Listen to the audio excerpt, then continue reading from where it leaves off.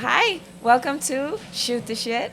In case you guys don't know who we are, my name is Heather the Heat Hardy, former WBO world champion, my best friend. This is Queen Ronica Jeffrey, former WBC champion. The two female head trainers at Gleason's gym, former world champions. And we have a lot to say.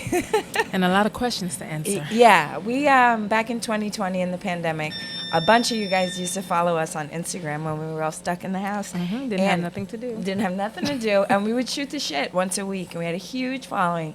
And this girl has been on me to do this since then, forever. And here we are. So, hi. Hey, guys. All right, Queenie. I have a whole list of questions from our former fans. Okay, let's go. And I'm going to let you say it first. All right. How did we first meet? The way that I have the story is that I remember I was called. It's either Alicia Ashley or someone asked me to come in to spar you. I don't know if you remember that. And yes. Yes. Okay. You so played with me. I knew nothing. You were a world champion. It was like my second week at Gleason's, right? Yeah, and we moved around, Yeah. or you was getting ready for like the gloves or something. Yeah. That we moved around because at that time I was training at Mendez. So I Right, came back. Yes, I came. And so that's the first time that I ever met you. I didn't really know nothing about you or who you was. I was like, okay, yeah, I'll come in. And I was like, okay, I see her trying to get busy. But, sometimes, like when you... It was Adam. Well, I wasn't on your level yet. But you know how it is. Sometimes when you spar people who are not on that level yet, you still have to be careful because when they're green, they're just going all for it. Right. But yeah, it was a good experience. I know. She didn't even beat me up because she didn't have to. It was that kind of situation. You were like, get out of my sight. I was okay, let me work. But when we really met was years later when you started training at Gleason's with the whole, what was your little group that I didn't get to be a part of? Is it the little The group? Royal Six? Not the Royal First Six. of all, Sonia created that. It was the Royal Six minus one. First of all, Sonia created that, or whomever. That wasn't me. But whichever way, yes, it was the Royal Six. I don't hold a grudge. I know, you just remember. So, yes, we did. And remember, I forgot, that's once again, they asked, I think Blim asked Kat for me to spar you and stuff like that. So we had sparred a couple of times. And then, I don't know if you remember, we didn't like each other. No, you didn't like me. There was not a we, okay? I had my head up my ass for how many years now that you know me. You didn't like me. Well, because I felt like you would be nice one time, and then the other time you would be like a total bitch. So I was confused, like, okay. Tell them what you did to me. Well, then I was just rolled the fuck up. Because after a while, I was like, you know what? I'm not playing these games with her. So I knocked on her door, like, can I come in? Yeah, sure. I said, so, do you have a problem? Because the energy is not giving me energy. She really said that to me. I was did. like, do I have a problem? You don't even say hello to me. I was just like, 1 minute you're talking, 1 minute you're not. I'm like, I don't know what's going on, but like, what we doing, sis? But then she said like this. She said, I'm going to say hello to you from now on. And I said, I'm going to say hello back. Yes. And then we said hello like that for a while. For a while. Hello. Yes. Hello, bitch. And then we softened up to each other. We're Aquariuses. Our birthday's only one day apart. I know. Isn't that crazy? So. I'm the 24th and she's the 25th. All right. Okay. How would you describe me to somebody who doesn't know me? Oh my God, that's a good question. She's hella funny. I am. She's hella funny. She can be bitchy sometimes. Things come out of her mouth that are sometimes a bit uncontrollable, and I have to give her the eye like, heat, that's not nice. To bring her back down, she'd be like, okay, all right. I know. I think that you're a really good person. I think that you're mad sweet. I think my best times is when there's events and you come over and you will cook for us. We have wine, and she loves to cook for us and things of that sort. Everything should be baking, doing everything all at the same time. I love it because I feel like I'm being pampered. So I just come over and we just hang out. So I would say that's who you are. What would you say about me? Let me tell you. First of all, she's the prettiest girl I ever seen in my life, and she don't even fucking try. She sachets in the gym every day with the skin on glow, the lip gloss smelling good, hair laid, nails done, perfect outfit, and I'm like this in a bath mat. But she's very elegant. She's very beautiful. She's one of the smartest people I know. You're one of the most Ditto. loyal people I've ever met in my life. Appreciate it. One of the realest, the most honest and truthful. I have goosebumps. That's how true it is, Ronica. You have seen me, and I have seen you through blood, tears, sweat, wins, losses, highs, lows, and we stayed friends. That's family. Yeah, you know, definitely. That's special. That's because we have to hold each other up. You know, I'm like, boxing is not the easiest sport, and there's days where you are at your best, and there's days when you're just at your lowest. And sometimes, you know that you're supposed to be tough, and that's how you're supposed to. But there's some times where you just cannot hold it in, and you have a shitty sparring. Now you're sitting in the corner crying, and you just need somebody that understands like what you're going through to come over and be like, listen, you're gonna be okay. I know, just it's gonna grab be okay. you, stand back up, come Yeah. on, have a sip of water. Yeah. We got this. You know how many times I've seen you making weight and you sit down in the corner of that ring bawling Yep. and still get up Yep. while still crying Yep. to finish the round? I remember you sparring with Alicia Ashley, the last sparring session before you fought Eva. Mm-hmm. And I remember you were going to Kat in the corner back in the back ring, Yeah. and every round you cried. Every round. You just felt like, because the last sparring is always the worst Yeah. sparring, but every round you cried, and Alicia didn't give a fuck. The principal did not care, okay? She never did. Okay? She didn't even want to give me an ounce of anything for me to be like, okay, I feel good. That's no. right. She said, you're going to have to find it on your own. That's right. All right, well, life at Gleason's.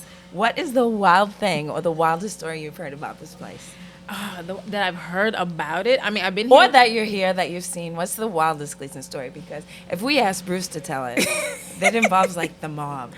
I think it's crazy. I think the wildest is when I don't want to see these crazy people. I want to say that these mentally challenged people come in, and all of a sudden, I don't know, out of nowhere, there's fights happening from left to right because they come in, they're interfering with people. Yeah. Now you have the trainers trying to pull them out. There's times when, or somebody try to attack Bruce. Now you have the trainer trying to drag people out, and they're becoming a brawl. Or when so much things happen. It's almost like place. you hear crazy. someone laughing aggressively, and you're like, that has a chance to That turn. has a chance to That turn might into turn, something. and it could be 5 seconds later. And honestly, the baddest man in the gym is June. It is fucking June. June Yes. is about 5'1". Do not play. Do not play with her. I've seen her run into the boys' dressing room for the rent money. She's not playing. You are not passing that door without giving June that rent. If you owe, you must pay. But it's fun here. There's tons of crazy shit because that type of brawl you're talking about, you got street kids, Yes. you got lawyers, you got Doctors. 15-year-olds, you got Yeah. doctors, and they're all tussling around All in tussling the same around. ring. Yep. It's gotten crazy in here. It's gotten crazy. I'm talking about full brawls, and us being the only 2 women in here that are like the trainers and stuff like that, have ourselves in the mix in the middle, trying to separate things and trying to also protect ourselves. And then we all have our own protectors, so it just be a pile upon pile upon pile. All right, who do you think is the biggest character in the gym? Or who do you think is your closest? I already know the answer. First of all, it's Blimp and Kat for me. Yeah, I know. Okay, Yeah. Blimp and Kat for me, and Don is the characters of this gym. Those men have me almost peeing myself every day. single day. Every single day. And then if you throw Diesel in, forget that. If you throw Sean Cameron in, forget that. I love him. He miss him. If you throw, who else? Eric Kelly in. Oh. He's not everybody's favorite, but I No. will tell you, he cooks Blimp so good. So good. I love it. I feel like Blimp, when everybody comes in, Blimp is just the target. It's I like know. they literally pipeline through the door I straight know. to Blimp, I know. and they just Kevin, start. Kev. Oh my, Kev yes. kills Blimp. But Blimp, I'm Blimp's favorite. Yes. I'm Blimp's favorite. And I'm You're Kat's Kat's favorite, favorite. It's of not course. even a maybe. Last week when Blimp wasn't here, you weren't here yet. Mm-hmm. I mean, Kat was just sitting quiet for 15 minutes. He's like, yo, Ronnie's not coming. Remember the day you came in at 11? Yeah, Why yeah. ain't Ronnie coming? I'm like, fuck you. Blimp ain't here either, my boy. That's he just like, I need breakfast. I'm like, It's exactly what I'm it like, your is. husband's not here, huh? All right, let me get a next one. All right, how do you unwind after a long day? I get drunk. The end. Your turn. Well, that's not quite my story, but Follow me for more fitness tips. Just just knocked over the whole table. Your turn. I know. How do I unwind? Do I even unwind? Because by the time I get home, it's so late, and I don't drink during the week, and I don't have any other vices besides salty chips. Okay. So like when I'm having like my chips. treat is like chips, and I'm talking about the big bag. I'm finishing it. I'm finishing it all the way through. But yes, that's mine. Well, yeah, I'm going to tell a little story because one of the questions, what are the best and worst parts about living and working in New York City? And this is a beautiful opportunity for me to tell the traumatic story that happened on my fucking walk to work this morning. Oh, Okay? yes, you told me. Okay, tell them. I'm walking to work this morning. Now I'm crossing Flatbush Avenue. For those of you who don't know Brooklyn, Flatbush Avenue is like trying to cross the BQE. It's like trying to run across fucking the Bell Parkway. It's like, it's not a regular block. You just cross the street. It's like intersections and crazy. So I'm in the middle of one of the long blocks, and I can't see real good, and I'm having like muscle spasms and shit, and I'm like trying to walk, and I can kind of see some guy in front of me, and I'm like, is he holding a dog? Is that a dog? What is he staring at me with the dog for? It was his dick and balls in both hands. Just, Right. he was just like a regularly average dress. Just chilling and just literally hanging out. Having meth or something. Yikes. New York City is not a real place to shit. You say, I will walk down I was walking down the street in Manhattan. Then I'll let you tell your story. Maybe 2 weeks ago, this like guy, again, not a crazy looking person, like a wild dressed middle-aged man came over and was like, ma'am, you look like you got some good pussy. I was like, I mean, I do, but on 7th Avenue? Sir! What time of the day is this? Exactly. I was like, I didn't even have lunch yet. Is this pussy o'clock? What the hell are you talking about? All right, give me one of your crazy New York stories. For me, it's on the train. Oh, God. It's on the train. It's always something on the train. I was just telling somebody the other day, kind of like a similar story to you. I used to work in East New York, so I'm coming home, sitting down. You're tired. It's late, big day. This man sits across me. This happened to me twice. I don't know. So maybe it's me.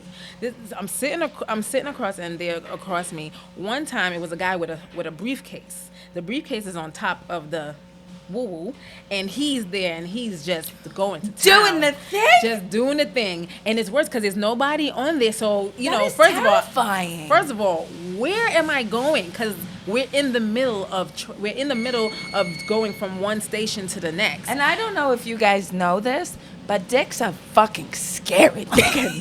When you see a dick outside, it's like, yeah. It's like the blasphemy. I know. I have What to is go to that? church tonight. So finish telling the story. This is awful. Yes, it is. It's awful. And mind you, he had a briefcase. That means he could have been like a CEO of like a company across from me, like jacking off. I'm just like, no, I have to go. What train was it? This was the 3 train. I was just going to say, was it the 2? Was it the 2? It was the could have been, 3. because I feel like the next time it happened to me was on the 2 train. believe It was a it. guy in like a white pants. First of all, I don't know where he was coming. White pants with no drawers on. So, that thing was just like in... It was just saying, hello, my lady, hello, my darling. Right. Da-da-da-da-da. Give me a break. Those are like gentlemen. the worst things ever. Or, for me, it's just the train. Like, I feel like since 2020, I drive so much more than I do because the train has become like barbaric. I loved like the kids who come on and sing. Oh yeah, I love them You mean because Showtime? it's like Showtime at the Apollo on the fucking F train. Give me a break. I always give them money and I tell them, "Well, stay out of trouble. Don't you stop dancing. This is your future." And they took your money and they went and bought alcohol. They said, "Thank you." I was gonna buy alcohol with it. Fucking, let's go to the liquor store anyway. Oh my God, that's All right. too funny. All right. What's something you're proud of yourself that has zero to do with work? The patience that I have for people. Yeah, that's very true about you. Because I shouldn't have any at this point of Do you my mean life. with me? But I saved them for you. You do try. That was try very them. scary for a minute. I was like, okay, well, what do you mean? I cook for you. All right. So I have to have like resilience and patience for people that sometimes I just don't want to be that person. Yeah. Right? I Yeah. just don't want to be that person. So I will say that will be it. It's like my Achilles heel is also my gift. Yeah. So yeah, I need to figure out which one. Mine is is my better. daughter, hands down. My daughter is 21 years old. She's in SUNY Albany, straight A student. And Hey, Annie. and she's the prettiest girl you ever seen in your life. I love in her. your whole life. And so sweet. Yeah. She can't stand me. If she heard me say this, she'd be like, Ma! You know, because she's the only person in the world who doesn't think I'm like, cool. She I never know, did. which is so crazy. I'll be like, Bunny, the New York Times is coming tomorrow. She'll be like, oh, ew, Mom, the New York Times. All right. What's, Oh, let's see. okay, I have one. Go. Let me do it. What's the most questionable piece of relationship advice you've ever given or gotten? questionable. I think, I got a good one for you. It's coming. Not questionable. I'm going to give you the best piece of relationship advice that I ever got. And the best piece of relationship advice that I give my daughter. Do not spend $1 on a man. $1. You probably got to pull the glasses down so they can see you. Okay. Not yeah. $1. Not $1. Don't do it. Men are supposed to protect and provide. I'm here for you, but let me tell you something. There is nobody that will hate a successful woman more than a broke man. Your turn. Because me you've see. had some. The most questionable Filth. piece of relationship advice that's ever gotten. Gotten or given. Because you've given me some good gems. Yeah, I probably given more than I've gotten, just because I have my family is very female orientated, and my mom and the women in my family are very so I have a good Network. right foundation You of see, like Irish make women, sure, yeah. Irish women are born with 2 brains and 0 hearts. So I didn't learn Yeah, yeah, yeah. compassion until I met you. You know? Yes. So there's a lot of like my mom growing up would be like, don't let no fuck moosh, meaning don't let no guy, you know what I'm saying, do this to you or make sure, he pants up and he not sitting on my couch with no, things like that, or make sure, make sure the man take care of you and do whatever. But also, my mom and aunt and them, they're very loving and giving and My take family is care, not. take care of and stuff like that. So it's a double sword.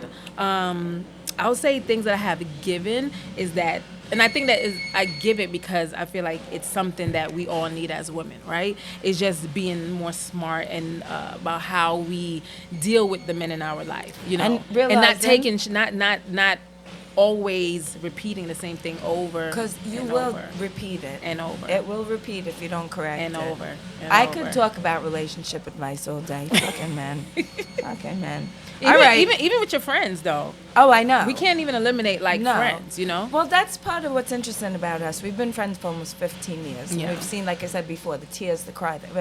It's like you learn through your 20s and 30s that by the time you get to your 40s, you weed out friendships. You realize that you're not aligned with people anymore, that people you once had a great time with, you don't think the same Yeah. as them anymore. I think my relationships that I have now are the strongest ones I've ever had. I think for me is definitely learning how to let go. I have a real problem with letting people go just because I love so hard, or because I always feel like, don't give up on people and things of that sort. So I'm always trying to find a way to fix it, or trying to find a way to make it better. And sometimes you just gotta let this shit the fuck go. I know. Whether you love the person or not, Because there's 8 billion or 800 billion people in the world. yeah, and That there's was only another one, and there's only important one of you, or Yeah. one of me, or one of us. And with that being said, it's just like I can't. I'm deteriorating, Ray, and I'm done. Like Yeah. I'm over it. And I'm once over you it. pick yourself up from nothing, I'll leave it at that. Once you pick yourself up from the ground and you've had nothing, and you realize that you're the only one taking care of you, Facts. I'm not letting anyone in who's going to I treat don't me have it. under Yeah. me. Mhm. You better treat me better than I treat myself. Please. Well, I'm I'm cool. over it. I'm cool chilling. I'm over taking care of people who don't take care of me. All right, here's another one. Go ahead. All right, let's see something popped off. Which one of us got the best comeback? Oh, that's good. I feel like for me, I'm hella sarcastic. and my comeback be sharp. Let me tell you something about Ronica. But- Ronica walks in the gym on bad timing. Ronica comes in the gym, and Blimp looks me in the face, and he goes, "Uh-oh, Leroy's here. Here comes Leroy." Not Leroy. Oh, fuck Blimp. She does. She looks like, "You mad? What are we doing today? What's the relationship going to be like today?" She threatens. She hugs me. And everyone's like, "Man, Ronnie. Man, Ronnie, what'd you run here? You mad?" I'm telling you, because let me tell you, driving sometimes, Yeah. that part, because the people, especially over here by Dumbo, like people in the road, they literally think that the street is actually a sidewalk. And I feel like running them all over with my vehicle. If I could not get arrested for life, I tell would. all the Uber drivers, you're allowed to hit one a day. Because it's awful. I always ask these people, I'm like, where are you living that you don't stay out of the street? Right. Do you guys get hit by cars everywhere? But they look at you like if you're in the way. That's the part that I don't understand. I know. Or Infuriates surprised. me. And they be like, "Come on, go, go, go." I know. No, bitch, you get the fuck out the way. Exactly. Have you ever had a fight over there? Argument? Yes. I punched some guy right in the face. No. I was in Devin's car. He got so mad. Devin? Yeah, I balled up my face. Boom! I hit him with a short hook, and then I saw the guy at the liquor store the next week. I was like, "And? Do you want another one?" All right, what do you want people to feel when they listen to our podcast, when they watch us? What message do you want to give out? I want them to kind of get a feel of our personality. I also want them to get our side of the story, or what the things that we experience as fighters, as women, just as people in the sport, and the longevity that we've had in the sport. I want them to be able to kind of feel outside. Not only that, but I feel like we have such a good bond and relationship. We are so like serious, unserious that it's just amazing. So I just want to see how amazing we are. I know, we are amazing, and boxing is amazing, and Gleason's is amazing, and I definitely want to try to use this platform to help other New York City fighters, show them what resources are available to them, a little bit more help, because the truth of the matter is, as two female world champions, no one can tell you the unfairness in the sport for us than us. And now as personal trainers and coaches, when the bell rings, we walk down the stairs, we have so many more stories to add and to share, to educate, things like that. Yeah, and definitely for the females that are coming up, but even they may the not guys, know who to, and guys, yes, you're right. Me and Ronica have more. Ronnie has more guys than me. I don't have any, but a whole team of amateurs that are Golden Glove champions that are fighting and winning, and these kids fighting, they make me cry. I love them so much. But it's even questions that they may have or that maybe there's things that we can answer that that you can't get from a typical person that hasn't had the experience that we've had. I've had the experience behind closed doors, in the business, in the manager side. I promoted shows with Boxing Insider. I forgot more about boxing, the business side of boxing, than most people ever know. And you know more about fighting than anybody in this gym. I trained under some of the best. I wish I understood the business part a little bit more, like in my career